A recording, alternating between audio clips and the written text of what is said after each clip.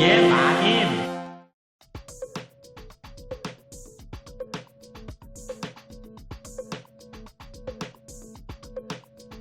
안녕하세요. 돌쇠 뉴스 시작합니다. 오늘 오전 겐다이 비즈니스에 실린 칼럼인데요.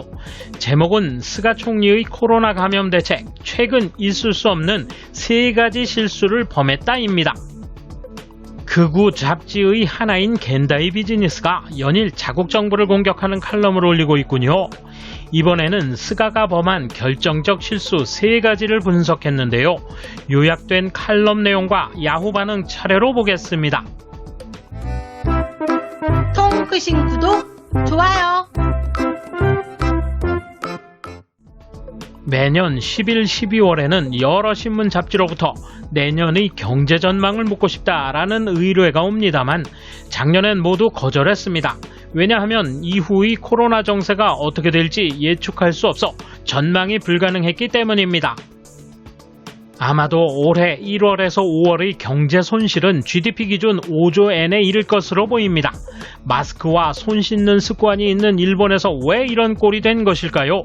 그것은 스가 정권이 있을 수 없는 큰 실수를 적어도 3개는 저질렀기 때문입니다. 우선 첫 번째 큰 실수는 고우투 트래블이나 고우투 스위트와 같은 사업을 시작해버린 것입니다. 역사의 교훈이나 과학이 말하는 걸 보면 감염증 확대의 주된 원인은 사람의 이동에 의한 것이라는 사실입니다.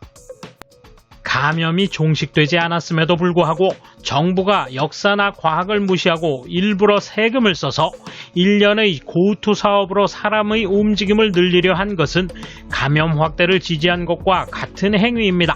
너무나 어리석었습니다. 올 초 2차 비상사태가 발생했을 때부터 정부는 5월 황금 연휴 이후 고우투 사업 재개를 모색했다고 합니다. 방침을 철회했습니다만 세금을 사용해 감염을 확대시켜 경제에 큰 피해를 주는 인재를 또 발생시키려 했다는 겁니다. 두 번째 큰 실수는 유입 방지 대책을 게을리한 것으로 국내에 변이주를 확산시킨 것입니다. 스가 총리는 국내에 변이주가 침입하기 이전부터 한 명이라도 변이주 감염자가 발견되면 유입 방지책을 강화하겠다고 말했습니다. 그러나 명백한 판단 실수입니다. 왜 스가 총리의 머릿속에서는 한 명이라도 발견된 시점에서는 수백 명으로 감염이 이미 확대된 것일 수 있다는 생각이 들지 않았는지 의아했습니다.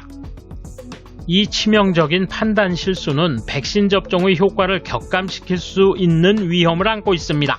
국민 대부분이 백신 접종을 마치기 전에 특정 변이주가 확대되면 백신 접종을 통한 집단 면역 형성이 어려워지기 때문입니다. 무모하게도 도쿄올림픽을 개최하면 또 다른 변이주의 국내 침입을 완전히 막는 것은 불가능할 것입니다.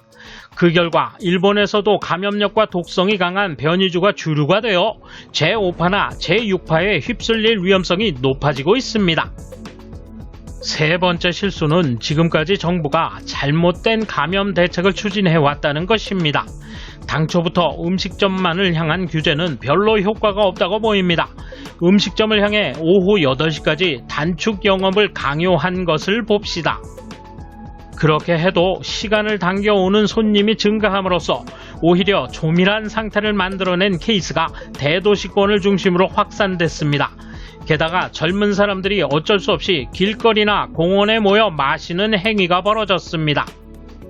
매체의 보도에서 젊은 사람들의 마음이 느슨해졌다며 쓴소리를 내는 태세가 나타납니다만 그것은 단순한 책임 전가에 지나지 않습니다. 가장 큰 문제는 정부가 설득력 있는 데이터를 바탕으로 설명하지 않는다는 것입니다. 이런 대책을 이만큼 기간 동안 실시하면 이런 효과가 나타나니 젊은 사람들도 도와달라고 설명하지 않는다는 것입니다. 그러니 스가 총리가 협력해달라고 부탁해도 젊은이들의 마음에 닿지 않게 되었습니다. 정부는 데이터를 왜 공표하지 않을까요?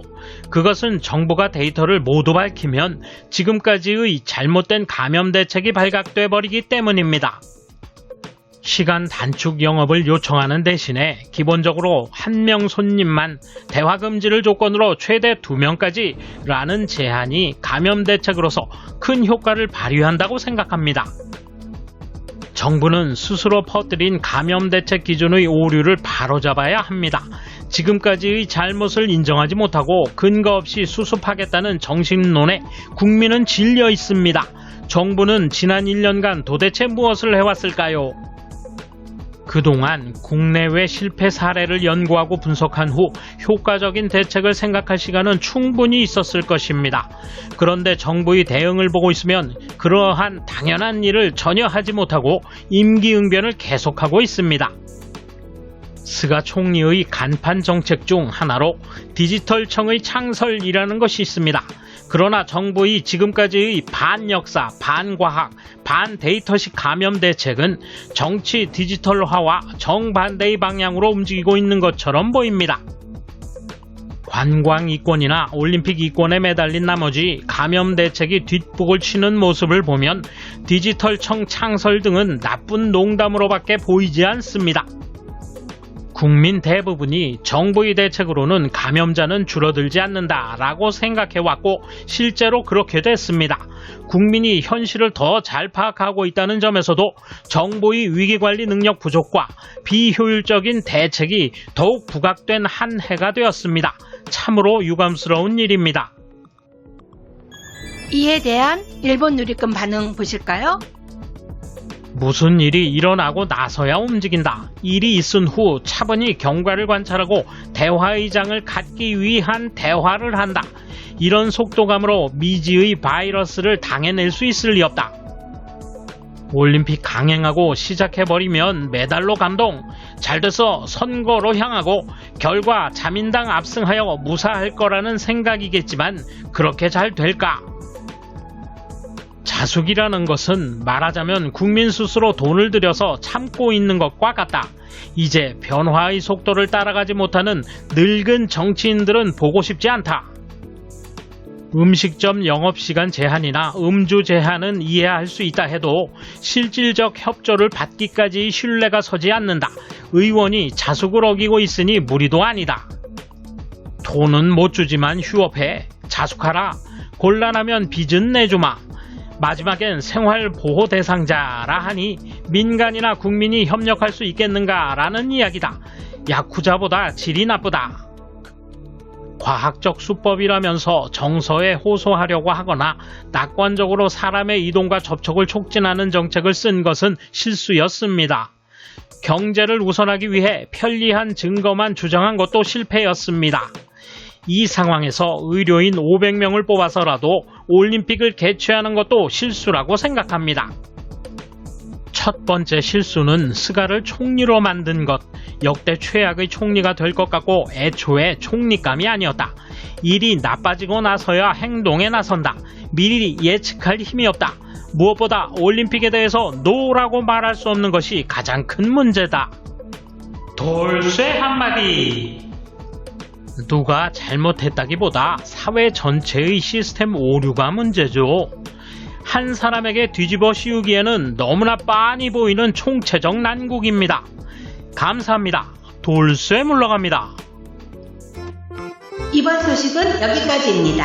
시청해주셔서 감사합니다. 돌쇠처럼 오직하게, 마님처럼 화끈하게.